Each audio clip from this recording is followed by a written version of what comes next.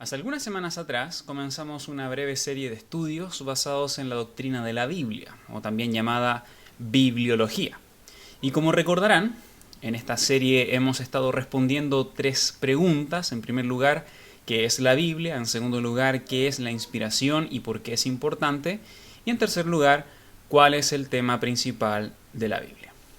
En cuanto a la primera pregunta, ¿qué es la Biblia?, dijimos que la Biblia es un libro que está compuesto por 66 libros diferentes, divididos en dos grupos, 39 libros en el Antiguo Testamento y 27 libros en el Nuevo Testamento, los cuales varían en extensión, contenido, estilo, idioma y géneros literarios.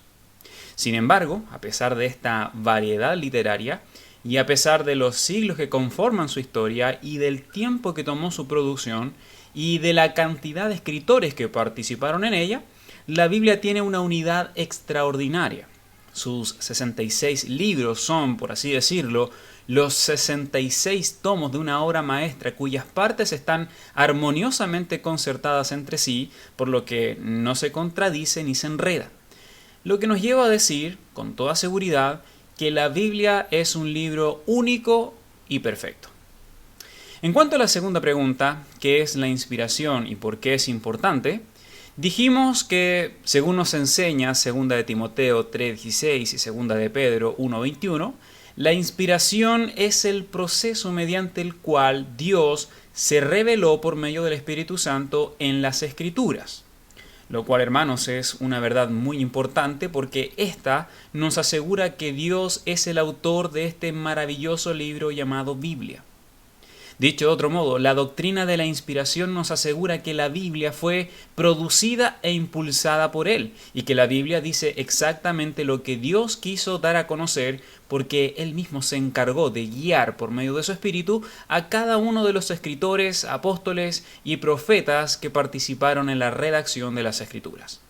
Lo que nos lleva a decir con toda seguridad que la Biblia es la palabra de Dios y por tanto autoritativa, irrefutable, infalible, inerrante y eterna. Y en cuanto a la última pregunta, dijimos que la Biblia no es un conjunto de libros inconexos ni una biblioteca de diversos temas teológicos, sino que es un libro que contiene un tema central que recorre y unifica toda la historia que se desarrolla a lo largo de sus páginas. Y durante estas últimas semanas he estado intentando demostrar que una buena frase que resume el tema principal y unificador de la Biblia es: el establecimiento del gobierno de Dios en la tierra a través del señorío de hombres perfectos que están en perfecta comunión con Dios. Ahora bien, ante la pregunta, ¿cómo podemos estar seguros que este es el tema central de la Biblia? Bueno, como mencioné la vez anterior, no hay mejor manera de averiguarlo que yendo a la palabra de Dios y contemplando de primera fuente cuál es la historia que nos cuenta el libro de Dios. Y ya que la semana pasada recorrimos la primera mitad de nuestro camino, examinando la historia del Antiguo Testamento, el día de hoy nos corresponde recorrer el último tramo de la historia de la Biblia, examinando lo que Dios nos cuenta en el Nuevo Testamento, desde los Evangelios hasta el último libro de la Biblia llamado Apocalipsis. Así que, hermanos, pónganse cómodos y comencemos el viaje con el cual resumiremos la historia del Nuevo Testamento. Bien, si abren sus Biblias en este momento y se dirigen al último libro del Antiguo Testamento, notarán que después de Malaquías viene una hoja en blanco o simplemente una hoja que lleva por título el Nuevo Testamento. Ahora, si bien esta no es una división inspirada por el Espíritu Santo, tener una hoja en blanco antes de comenzar con el relato del Nuevo Testamento es bastante útil para ilustrar el hecho de que el Nuevo Testamento no retoma la historia de la Biblia desde el último evento relatado en el Antiguo Testamento, sino mucho tiempo después.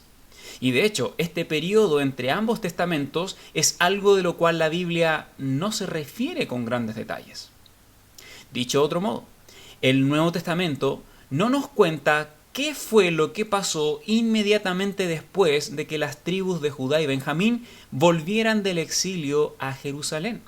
sino que el relato del Nuevo Testamento comienza con la historia de lo que pasó después de transcurrido 400 años de que el pueblo de Dios regresara a Jerusalén.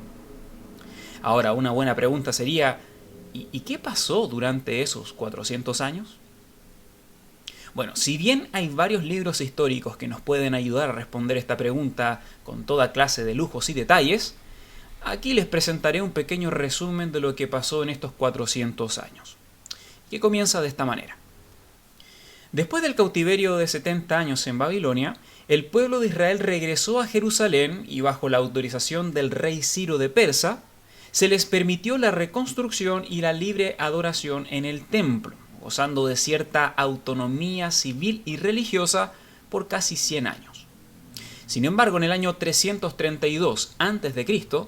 todo comienza a cambiar porque todo el territorio de Israel ahora quedaría bajo el dominio de Alejandro Magno, el gran rey griego,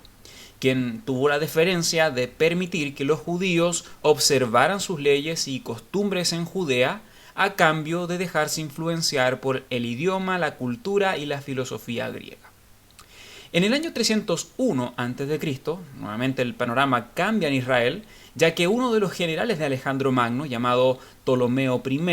asume el dominio de toda la región de Judea. Y bajo su autoridad, los judíos tuvieron aún menos libertad que en los años anteriores, ya que se les comenzó a exigir grandes impuestos. En el año 198 a.C.,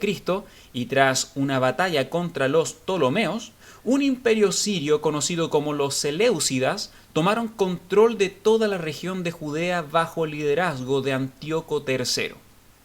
Sin embargo, los Seleucidas no tuvieron la misma tolerancia a la religión judía que los anteriores imperios, por lo que en el año 170 a.C.,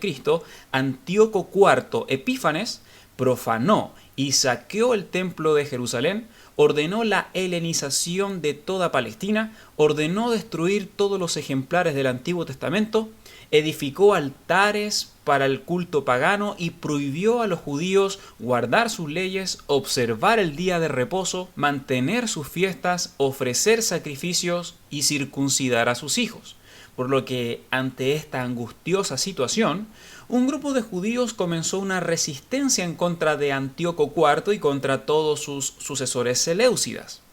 Esta resistencia se conoce en la historia como la revuelta de los macabeos, la cual tuvo un muy buen resultado, ya que después de 24 años batallando, los judíos finalmente ganaron su independencia del imperio sirio y vivieron en relativa paz. Sin embargo, en el año 63 a.C., nuevamente la tierra de Israel quedó bajo el control de otro poderoso, el Imperio Romano. Y debido a ciertas disputas internas en la región de Judea, el emperador romano designó establecer un rey sobre Judea, un hombre llamado Herodes el Grande, nacido en Idumea, prosélito judío y completamente influenciado por la filosofía greco-romana. Y de esta manera es que llegamos al periodo donde la historia del Nuevo Testamento se comienza a desarrollar. Una época donde la nación de Israel estaba totalmente dominada por el poderoso imperio romano y custodiada bajo el reinado de un hombre llamado Herodes el Grande, un rey que no era de la tribu de Judá ni un descendiente de la casa de David. Y es dentro de este escenario que Dios vuelve a hablar a su pueblo Israel y envía al ángel Gabriel para anunciar dos importantes eventos: el nacimiento de Juan y el nacimiento de Jesús.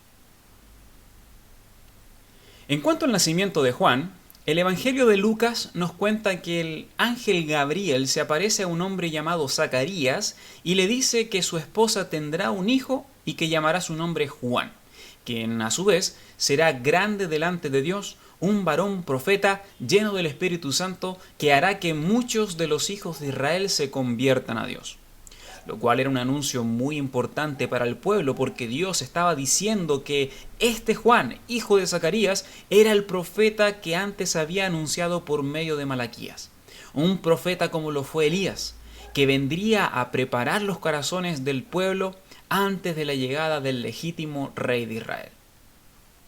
En cuanto al nacimiento de Jesús, el mismo Evangelio de Lucas nos cuenta en sus primeros capítulos que el ángel Gabriel se apareció a una joven virgen llamada María, a quien le dijo que concebirá del Espíritu Santo un hijo que llamará su nombre Jesús. Además de esto, el ángel le dijo a María que Jesús será el heredero legítimo del trono de David, su padre, y que por tanto será rey sobre Israel y su reino no tendrá fin. No obstante, ante la pregunta de María, ¿y cómo va a pasar esto si aún soy virgen?, el ángel Gabriel le responde diciendo que su concepción será una obra milagrosa del Espíritu Santo, quien con su poder cubrirá de tal manera a María que Jesús nacerá santo y será llamado Hijo del Altísimo e Hijo de Dios. Con estos dos anuncios, la Biblia nos cuenta que Dios estaba preparando todo para que Israel, su pueblo escogido, pudiese recibir a su rey prometido, ser restaurado en la tierra prometida a Abraham, ser limpiado de sus pecados y comenzar a disfrutar las bendiciones de las promesas de Dios que había establecido en sus pactos y que aún faltaban por cumplir.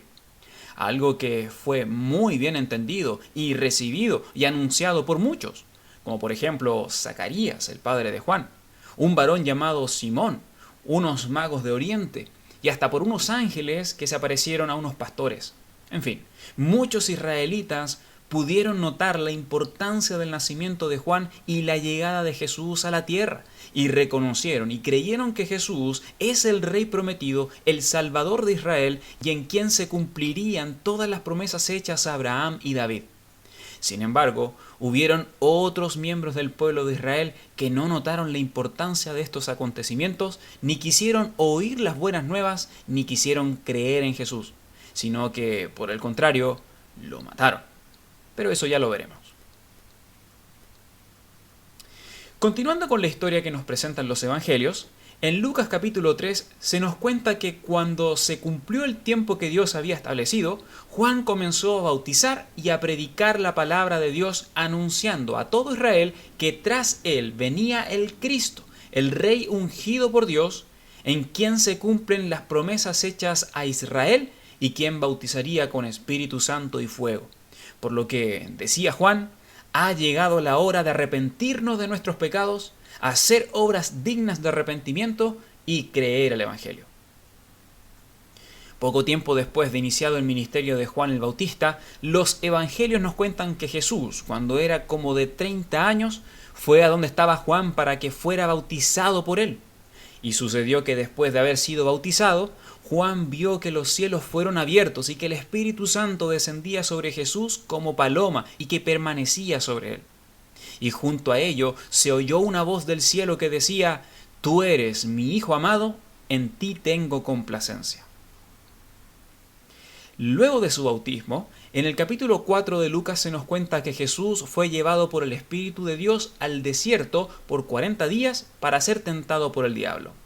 quien, usando las mismas estrategias que usó con Adán y Eva en el huerto, tentó a Jesús en 3 instancias. En primer lugar, incitándole a demostrar su poder para beneficio propio. En segundo lugar, tentándole a recibir la gloria de todos los reinos de la tierra a costa de adorar a Dios. Y en tercer lugar, tentándole a usar las Escrituras para pretextos egoístas, tergiversando los propósitos de Dios. Ante lo cual Jesús no cedió ni se dejó seducir por ninguno de sus diabólicos ofrecimientos, sino que respondió en cada oportunidad con integridad, utilizando correctamente las Escrituras como arma de defensa y de victoria ante las artimañas del tentador. Después de estos 2 eventos, Jesús da inicio a su ministerio en la tierra. Y de hecho en Mateo 4:17 vemos que Jesús comenzó a predicar por las aldeas de Israel diciendo: «Arrepentíos porque el reino de los cielos se ha acercado», que es una frase que Jesús utilizaba para comunicar la buena noticia de que el reino que Dios había prometido por medio de sus profetas y que Israel tanto esperaba, se había acercado porque Jesús, el Rey, había llegado a la tierra. Más adelante, en Marcos capítulo 3, se nos cuenta que a medida que Jesús predicaba el Evangelio del reino, comenzó a llamar a algunos hombres para que le siguieran. quienes inmediatamente dejaron sus asuntos y le siguieron. Y finalmente, en los versículos 14 al 19 del mismo capítulo, vemos que Jesús escogió a 12 de sus discípulos para que estuvieran con él, aprendieran de él, para luego ser enviados a predicar el Evangelio. El nombre de los 12 discípulos escogidos son Pedro, Jacobo, Juan, Andrés, Felipe, Bartolomé, Mateo, Tomás, Jacobo hijo de Alfeo, Tadeo, Simón y Judas Iscariote, quienes posteriormente fueron llamados apóstoles.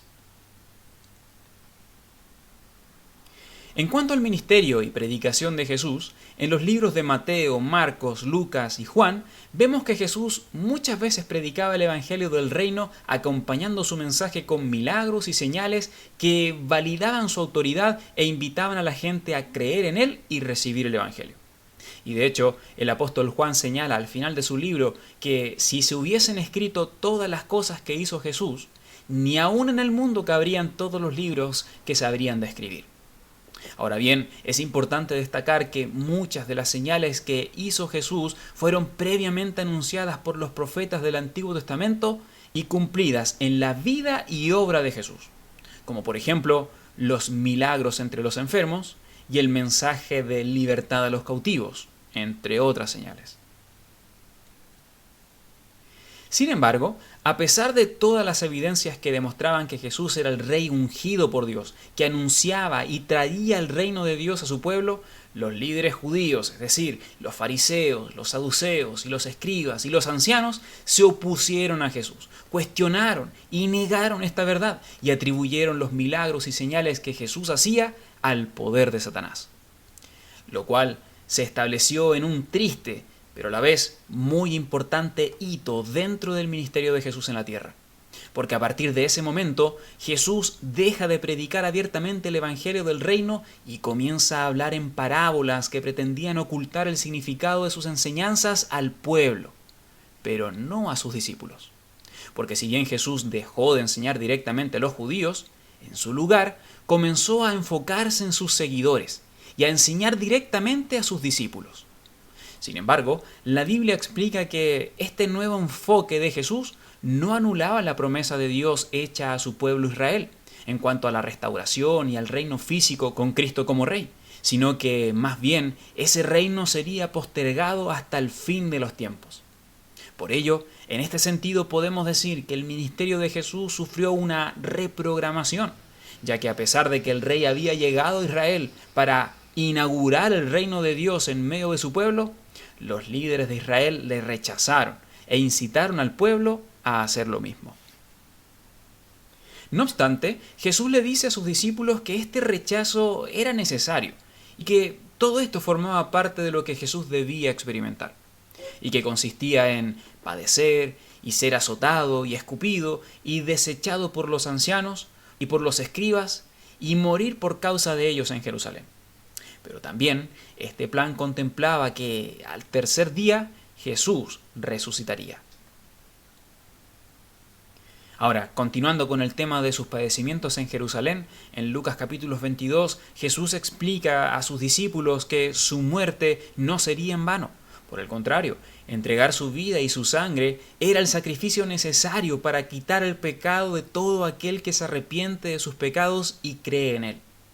Y hablando de esto, en los versículos 19 y 20 del mismo capítulo se nos cuenta que cuando el pueblo celebraba la fiesta de la Pascua, aquella misma que Dios mandó celebrar cuando Israel salió de la tierra de Egipto, Jesús se reunió con sus discípulos y estando sentados a la mesa, Jesús tomó el pan y lo partió y les dio, diciendo: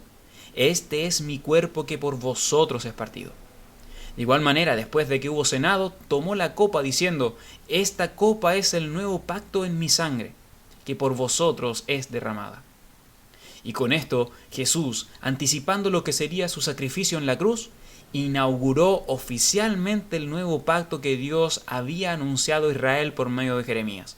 Aquel nuevo pacto que quitaría el pecado dentro del corazón del hombre y que un día lograría que todo Israel sea restaurado en la tierra que fue prometida a toda la descendencia de Abraham.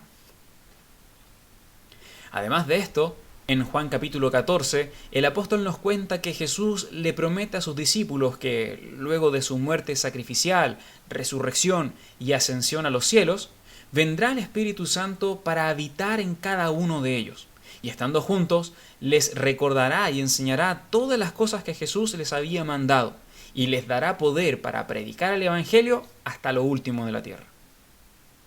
Ahora bien, después de haber compartido con sus discípulos la cena que inauguraba el nuevo pacto y haberles anunciado la promesa del Espíritu Santo, en Mateo capítulo 26 se nos cuenta que Judas Iscariote, uno de los 12 apóstoles que no amaba a Jesús ni creía en él, comenzó a buscar oportunidad para entregarle. Y cuando se dio la ocasión, hizo un trato con los principales sacerdotes del pueblo para entregar a Jesús a cambio de 30 piezas de plata.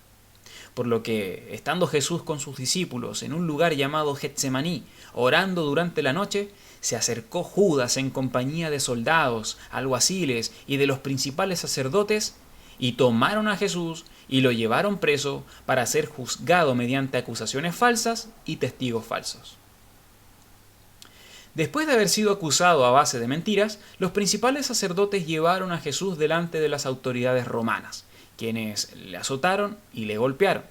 Sin embargo, uno de ellos, el gobernador Poncio Pilato, no habiendo hallado culpa en Jesús, intentó soltarle, pero los principales judíos y el pueblo se lo negaron, armando un alboroto y exigiendo dar muerte a Jesús por medio de una cruz. Quien al final, cediendo ante los reclamos y amenazas del pueblo, entregó a Jesús para que fuese crucificado. De esta manera Jesús, cargando su propia cruz, fue a un lugar llamado Calavera. Allí le crucificaron, allí derramó su sangre, allí entregó su espíritu y allí murió, conforme a todo lo que había sido previamente anunciado por los profetas del Antiguo Testamento. Después de esto, un varón llamado José de Arimatea pidió el cuerpo de Jesús y lo puso en un sepulcro nuevo. Y allí estuvo sepultado el cuerpo de Jesús hasta que al tercer día Dios lo levantó de la muerte. Juan capítulo 20 y 21 es mucho más específico y nos cuenta que Jesús resucitó al amanecer del primer día de la semana y que luego fue visto por María Magdalena, por sus discípulos, e inclusive Jesús se apareció a más de 500 de sus discípulos a la vez. Además, en Hechos 1:3 se nos cuenta que Jesús se presentó vivo a sus apóstoles durante 40 días, hablándoles acerca del reino de Dios y encomendándoles a la labor de ir y predicar el Evangelio a todas las naciones. Y luego de decirles que esperen juntos en Jerusalén la llegada del Espíritu Santo, Jesús asciende a los cielos en presencia de sus discípulos. Y mientras ellos miraban el cielo, unos ángeles les anunciaron que de la misma manera que Jesús fue tomado al cielo, vendrá por segunda vez desde los cielos.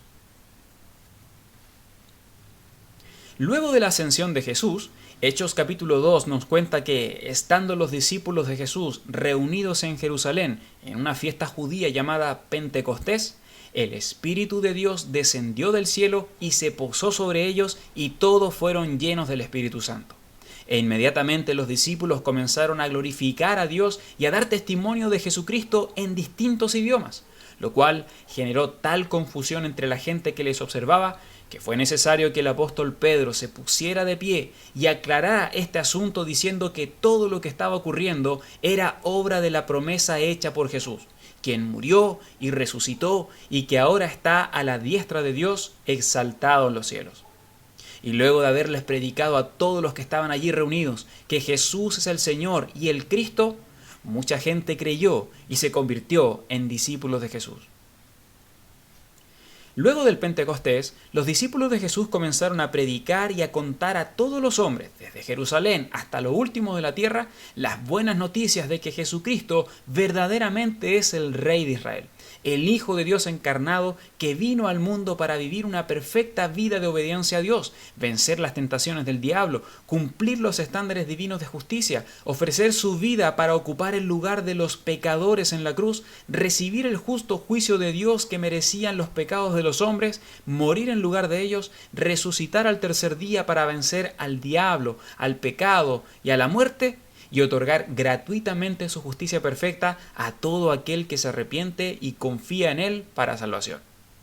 Y a medida que se predicaba el Evangelio de Jesús, el libro de los Hechos nos cuenta que los discípulos de Jesús crecían y se multiplicaban y que el Señor añadía cada día a esta nueva congregación de discípulos de Jesús, llamada Iglesia, a los que habían de ser salvos.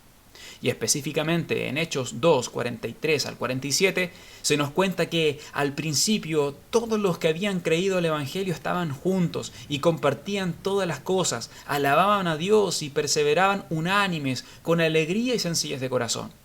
Sin embargo, los problemas y las aflicciones y las persecuciones no tardaron en llegar. Y de hecho, Jesús ya les había anunciado a sus discípulos que eso iba a pasar y que en este mundo iban a tener aflicción. Y así como el mundo le persiguió a él, también perseguirán, aborrecerán y matarán a sus discípulos. Por lo que, partiendo con los creyentes de Jerusalén, la iglesia de Jesucristo comenzó a ser perseguida y afligida. Al principio, solo por los judíos religiosos que buscaban detener el crecimiento de la iglesia. Pero después, la persecución y el desprecio a la iglesia se extendió desde emperadores y reyes incrédulos hasta los propios familiares de los creyentes. Sin embargo, tan ciertísima es la verdad de que Jesús es el Rey de Israel y el Hijo de Dios que vino al mundo a salvar a pecadores, que la iglesia no solo estuvo dispuesta a sufrir por esta verdad, sino que también estuvo dispuesta a morir con tal de ser testigos de Jesucristo y llevar el Evangelio a los hombres. Por ende, partiendo por Esteban, el primer discípulo de Jesús en morir, poco a poco los creyentes fueron entregando sus vidas, convencidos de la verdad del Evangelio y de la esperanza que tenían del regreso de Jesucristo a este mundo.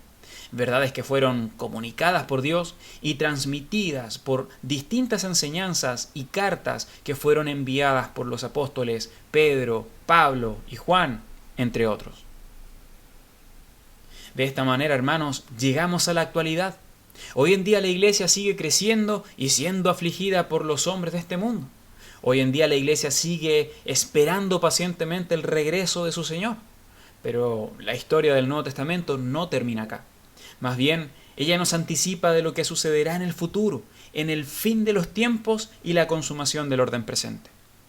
Y eso que Dios nos dice en la Biblia respecto al futuro es que un día Jesucristo se reunirá con toda la iglesia en los cielos. Y que además será Jesucristo mismo quien llamará a los creyentes, tanto a los que murieron como a los que viven, y transformará sus cuerpos en perfección y los reunirá con Él y nunca más serán apartados de su presencia. Luego de ello, una vez que la iglesia se reúna con Jesucristo en los cielos, Apocalipsis capítulo 6 nos cuenta que Jesús comenzará una serie de acciones para tomar posesión efectiva de la tierra y establecer su reino en este mundo. Y partirá este proceso de conquista con una serie de juicios, incluyendo el alzamiento del anticristo, quien es una persona escatológica, real, prodigiosa y de origen espiritual diabólico. Y como parte del juicio de Dios a los hombres, el anticristo usará todas sus habilidades para ir en contra de Jesucristo en todos los sentidos concebibles.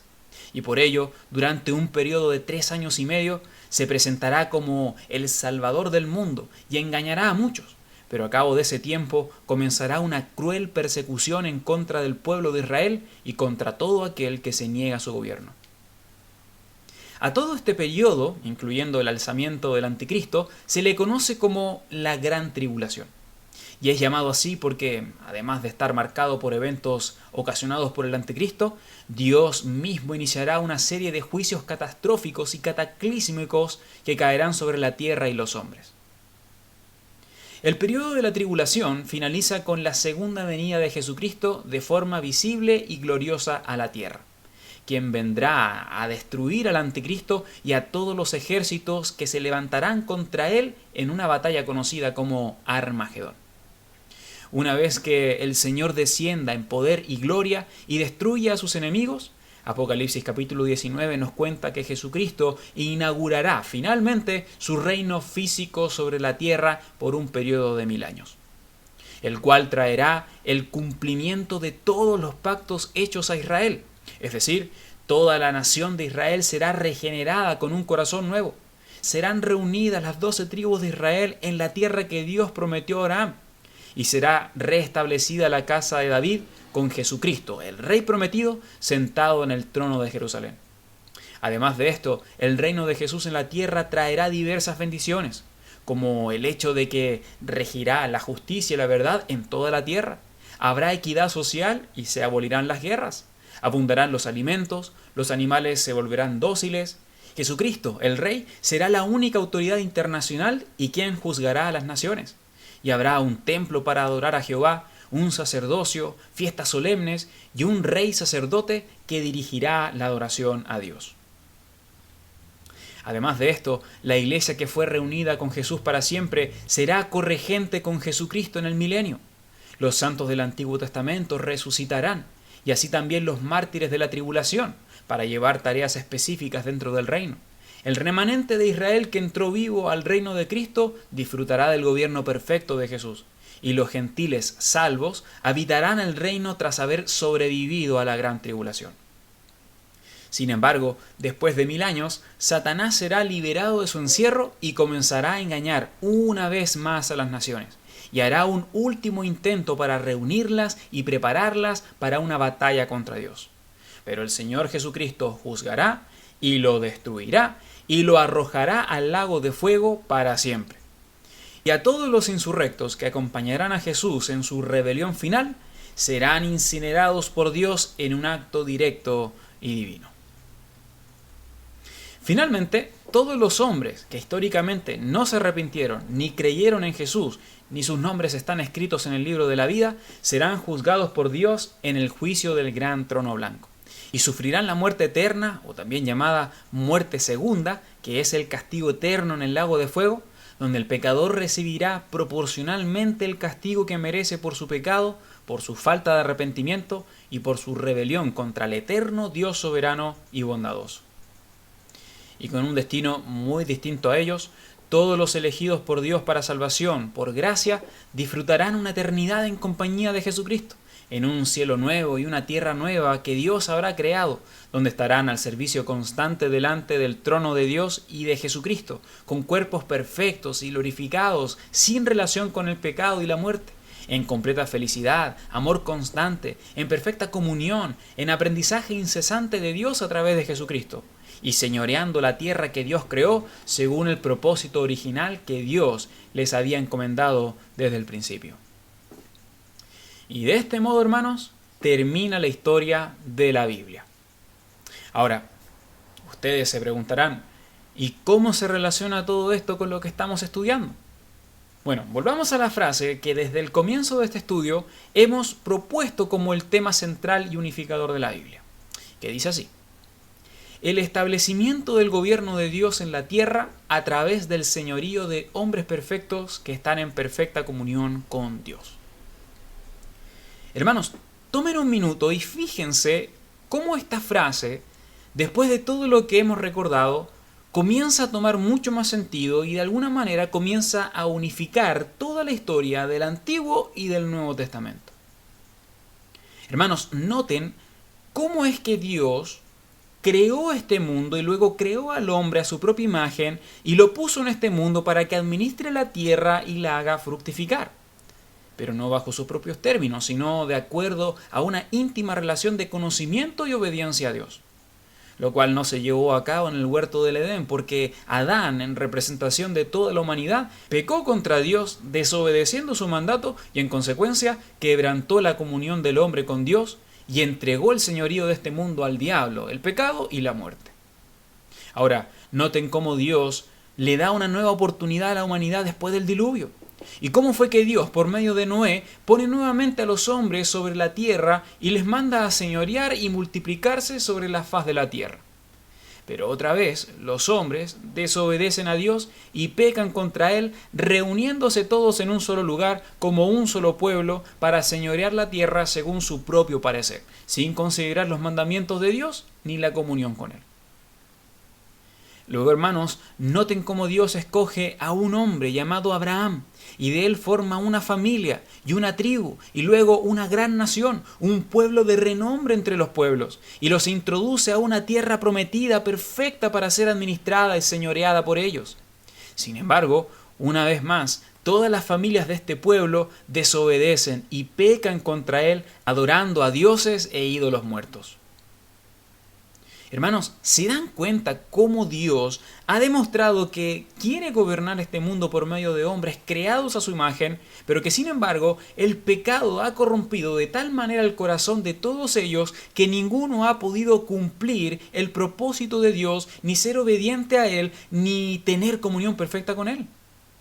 Si han logrado ver esto, entonces habrán notado también cuán necesario es que los hombres sean salvados y librados de todo rastro del pecado a fin de ser restaurados a la perfecta imagen de Dios y cumplir de este modo el propósito de Dios en perfecta comunión con Él. El hombre necesita un Salvador, alguien que les quite el pecado de sus corazones. Y si esto es así, entonces ahora, hermanos, noten cómo la Biblia dice que Dios anunció el nacimiento de un nuevo hombre, un segundo Adán, nacido de la simiente de la mujer, que en representación de toda la humanidad iba a vencer al pecado, al diablo y destruir la muerte para siempre. Y que además este segundo Adán sería de bendición a todas las familias de la tierra y restablecería un pueblo santo para Dios y sería rey y su reinado traería justicia y verdad en este mundo y lograría que los hombres por medio de él se vuelvan a Dios y cumplan perfectamente el propósito de su creación. Y si bien el Antiguo Testamento anunció que ese hombre iba a venir y sería un hijo de Abraham y del linaje de David, en el Nuevo Testamento vemos que ese hombre ya vino a este mundo y es Jesús, el Hijo de Dios, perfectamente hombre y perfectamente Dios. Y según vemos al final de la historia de la Biblia, será este Jesús quien logre que los hombres sean restaurados a la perfección para señorear sobre la nueva creación sin relación alguna con el pecado, ni la muerte, ni Satanás,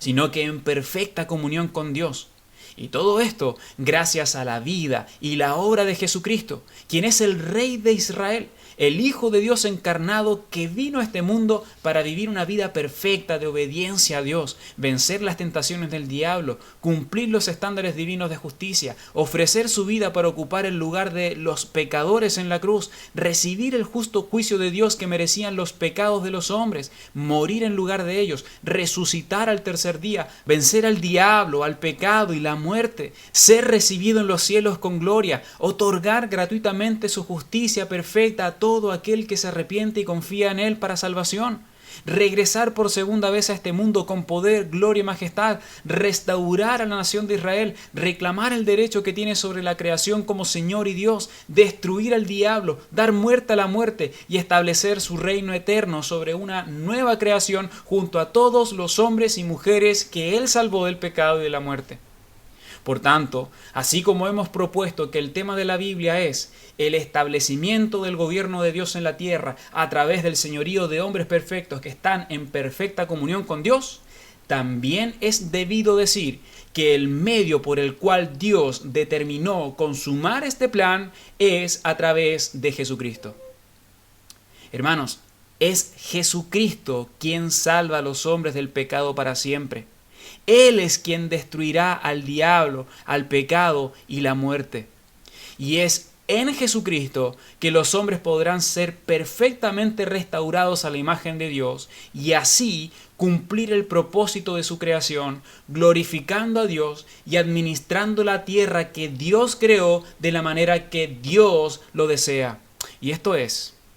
teniendo perfecta comunión con Dios por medio del Rey Jesucristo, tras haber sido salvados del pecado y perfeccionados a su imagen.